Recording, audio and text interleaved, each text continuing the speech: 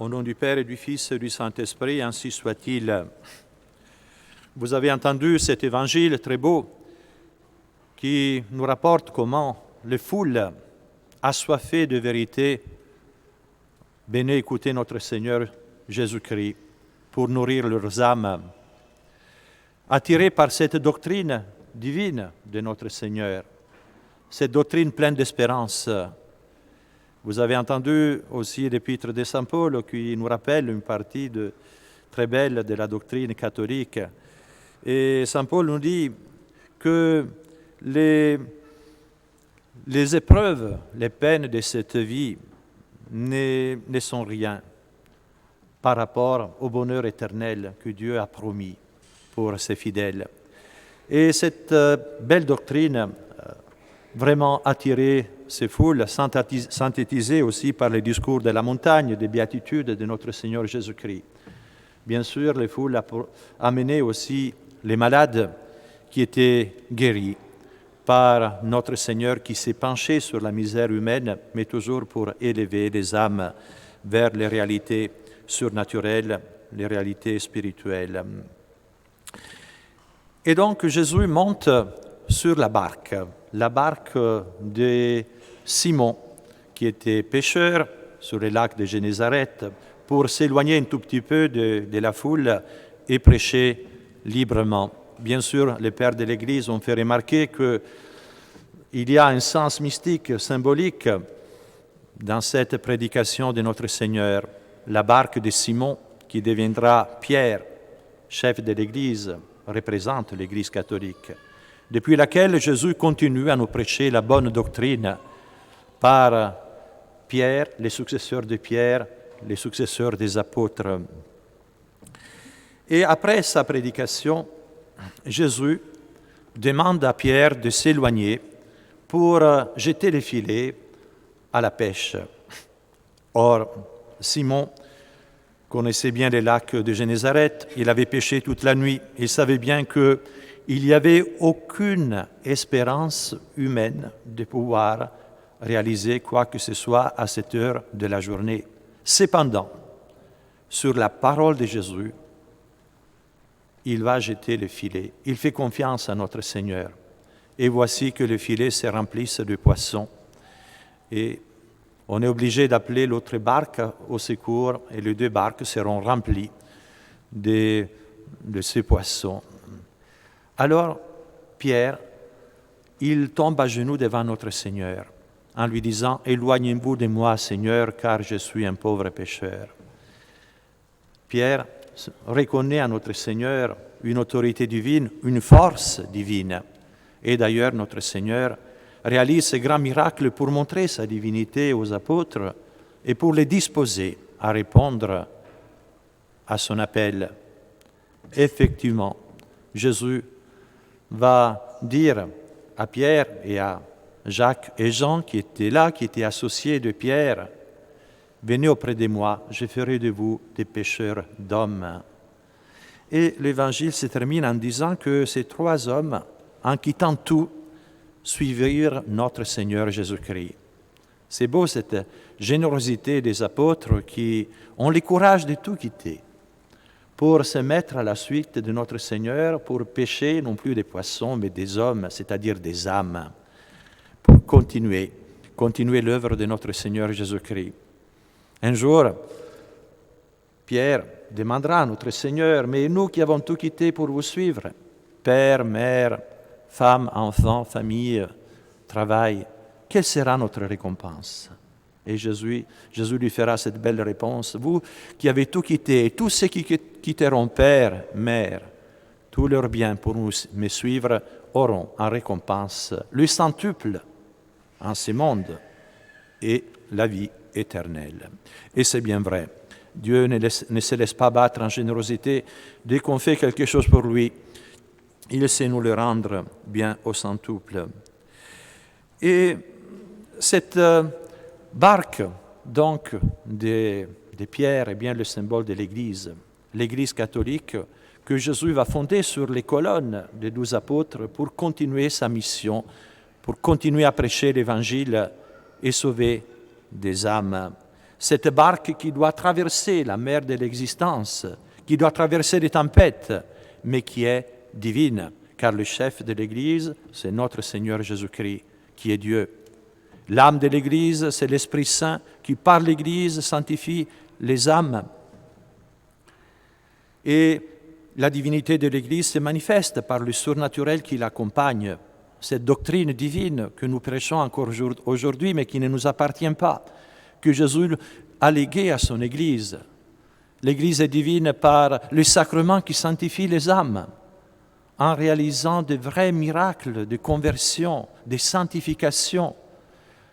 Si on considère la vie de certains grands saints dans l'Église, on voit bien l'action divine du Saint-Esprit qui manifeste par leur vie la divinité de l'Église. Et on peut constater cette divinité aussi par le surnaturel qui accompagne sa mission tout au long de l'histoire jusqu'à la fin du monde. Tous ces miracles extraordinaires dans la vie des saints, mais même dans la vie de l'Église, comme les miracles eucharistiques, on a eu l'occasion d'en parler, les miracles qui encore aujourd'hui sont constatés par la science du XXIe siècle dans les lieux de pèlerinage comme Lourdes. L'Église est divine.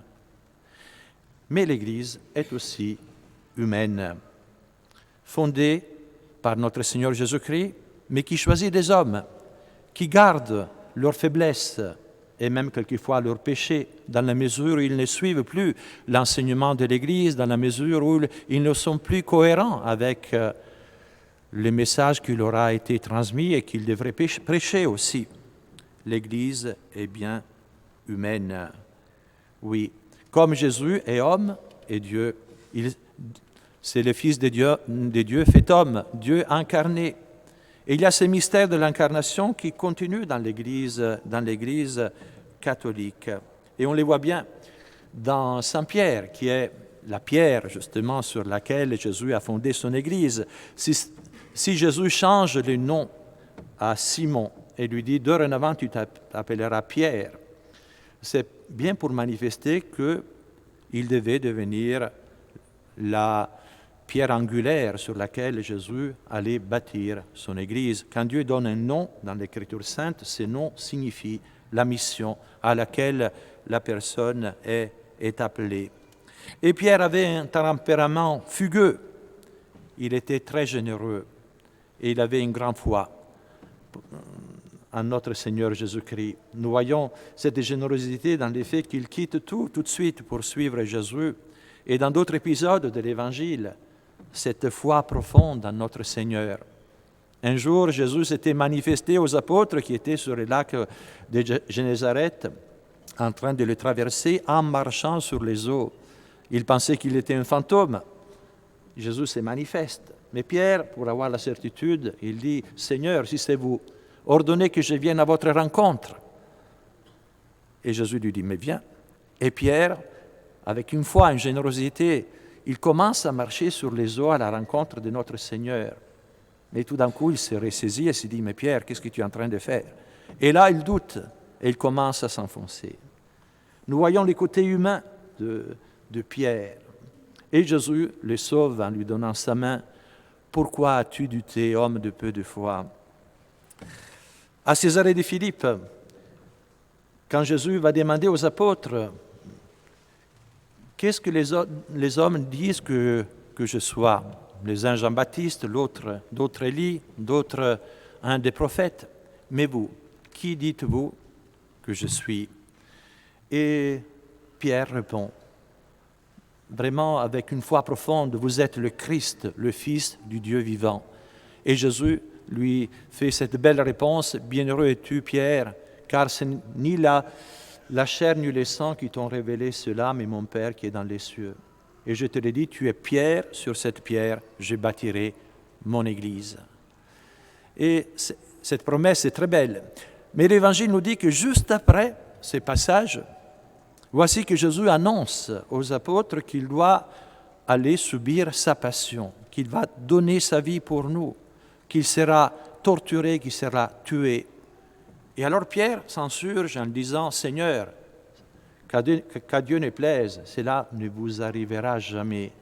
Il n'avait pas encore compris les grands mystères de l'incarnation, de la rédemption. Alors Jésus lui dit des paroles très fortes.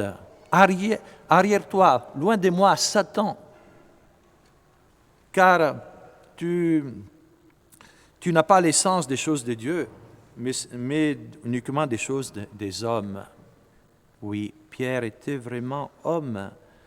Et Jésus va lui révéler sa gloire sur les monts Tabor, mais lui montrer aussi son humanité au Jardin des Oliviers. Pierre sera témoin de la passion de notre Seigneur, quand Jésus dira « Mon âme est triste jusqu'à la mort », quand par la souffrance il va transpirer des gouttes de sang qui vont tomber jusqu'à terre, nous dit Saint Luc.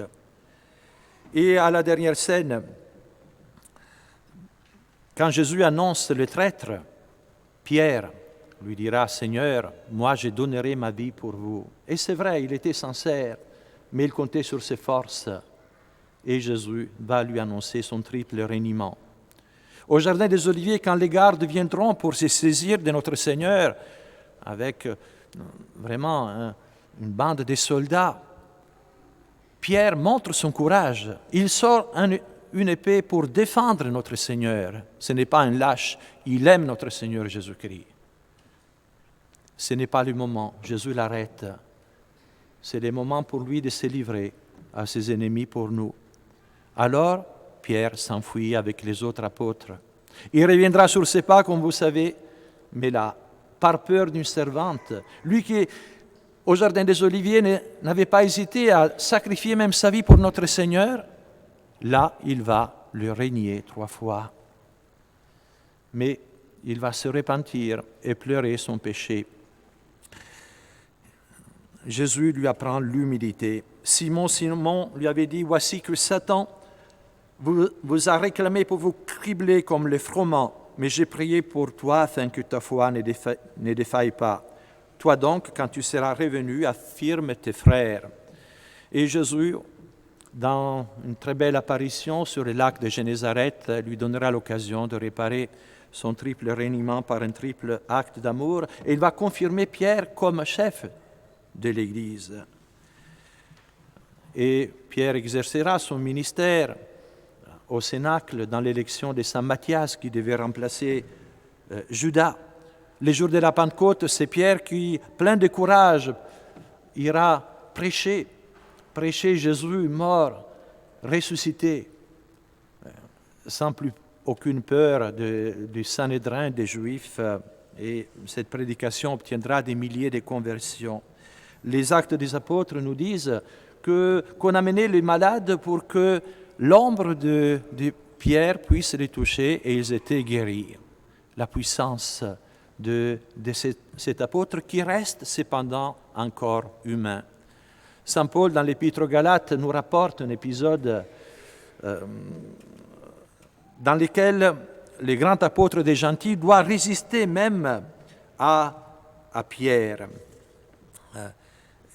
C'est quand même assez extraordinaire cet accident d'Antioche, car Pierre n'hésitait pas à les manger avec les païens, mais le jour où des judaïsants, c'est-à-dire ces juifs convertis qui voulaient rendre obligatoire encore les rites de l'Ancien Testament comme la circoncision, quand eux ils arrivent, voici que Pierre se détache des païens. Et son attitude ambiguë pouvait être occasion de scandales, bien sûr, pour les nouveaux convertis. Et alors, Saint Paul va résister en face à Saint Pierre, nous dit lui-même dans l'Épître aux Galates. Cependant, Saint Pierre continuera son apostolat jusqu'à aller à Rome pour prêcher l'Évangile. Mais là encore, il y a cet épisode juste avant la persécution de Néron. Pierre veut quitter Rome et Jésus alors lui apparaît sur la voie appienne en lui disant Pierre, et en le regardant, Pierre lui demande « Mais où allez-vous, Seigneur ? Je vais à Rome pour être encore crucifié. » Pierre alors comprend que sa place est avec les fidèles à Rome, il revient et donnera la vie pour notre Seigneur Jésus-Christ pendant la persécution de Néron. La vie de Saint Pierre, c'est un peu le symbole de toute la vie de l'Église. l'Église est humaine et divine. Comme nous sommes catholiques, nous sommes membres de l'Église, mais nous restons hommes aussi avec nos fautes, nos défauts. Ces grands mystères, nous devons l'avoir présent dans cette époque de crise à l'intérieur de l'Église, pour ne pas tomber dans des erreurs.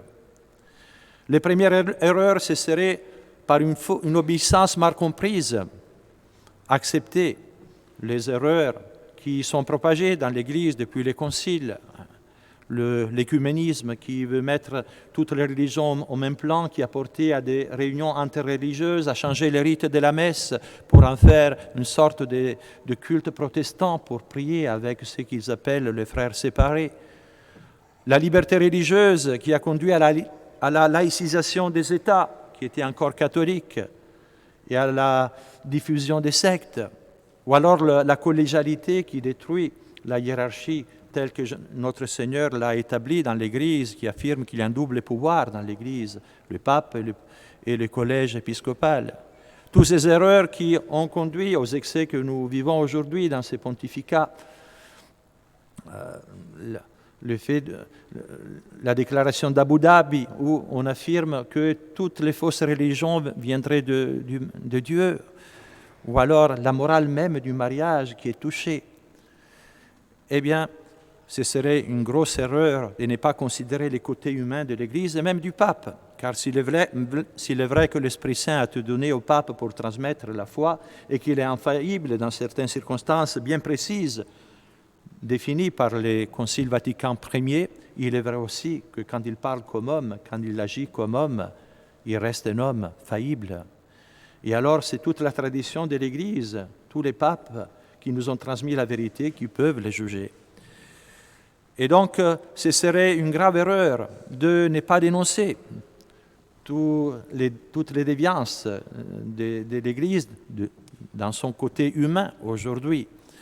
Et se contenter de, par exemple, célébrer la messe traditionnelle et suivre, être intégré dans ces sortes de panthéons où il y a la place pour tout le monde, pour toutes les erreurs, les hérésies, mais même pour la messe traditionnelle, pourvu qu'on ne dénonce pas les erreurs qui sont diffusées par, hélas, même les autorités de l'Église. Ceci n'est pas possible. Mais une autre erreur, ce serait de croire que dans l'Église catholique, il n'y a plus de pape depuis 50 ans, depuis le Concile Vatican II. Ce serait encore une grave erreur. Et oublier ce côté humain de l'Église. Notre Seigneur agit par le pape, même quand il n'est pas fidèle à sa vocation. Il l'utilise pour garder le pouvoir de gouvernement dans l'Église. Et l'Église manifeste sa divinité encore aujourd'hui, et nous les voyons, nous en sommes témoins ici à Saint-Nicolas, par des conversions extraordinaires. On pourrait dire presque chaque semaine, il y a des âmes qui reviennent vers Dieu, qui reviennent à la pratique religieuse, qui demandent le baptême. Et ça, c'est la divinité de l'Église. L'Église est encore divine, elle existe encore aujourd'hui. Il n'y a pas d'autre Église que l'Église catholique romaine. Et nous devons avoir cette foi dans l'Église et agir comme membres de l'Église. Car la sainteté de l'Église, la manifestation de la sainteté de l'Église dépend de nous. Jésus est le chef du corps mystique, nous sommes ses membres. Dans la mesure où nous nous sanctifions, nous sommes unis à notre Seigneur, eh bien, alors nous pourrons contribuer à porter des fruits. Comme Jésus dit dans l'Évangile, « Je suis la vigne, vous êtes les serments ». Si un serment reste uni à la vigne, alors il peut bénéficier de la sève. Cette sève qui vient de la vigne, c'est la grâce qui nous vient de notre Seigneur Jésus-Christ. Quand un chrétien vit en état de grâce dans l'amour de Dieu, eh bien, il peut faire beaucoup de bien autour de lui, uniquement par l'exemple de sa vie. Nous devons donc rester unis à notre Seigneur et augmenter en nous cette vie de la grâce par la prière, par les sacrements. Surtout pendant ces temps d'été, il est important de nous nourrir spirituellement. Certes, c'est un temps de vacances et il faut en profiter, mais il faut aussi donner plus de temps à la prière, à la vie intérieure.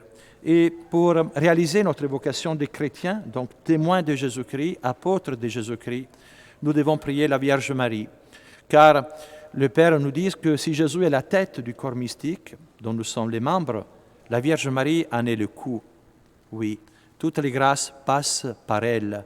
C'est par elle que Dieu nous a donné notre Seigneur, c'est par elle que nous pouvons parvenir à cette union profonde avec notre Seigneur Jésus-Christ qui nous permettra de nous dépenser, d'utiliser ces temps précieux que notre vie pour faire du bien autour de nous, pour être des modèles de vie chrétienne et donc porter du fruit surnaturel pour le ciel. Nous l'espérons et nous le demanderons à la Vierge Marie. Ainsi soit-il. Au nom du Père, du Fils et du Saint-Esprit, ainsi soit-il.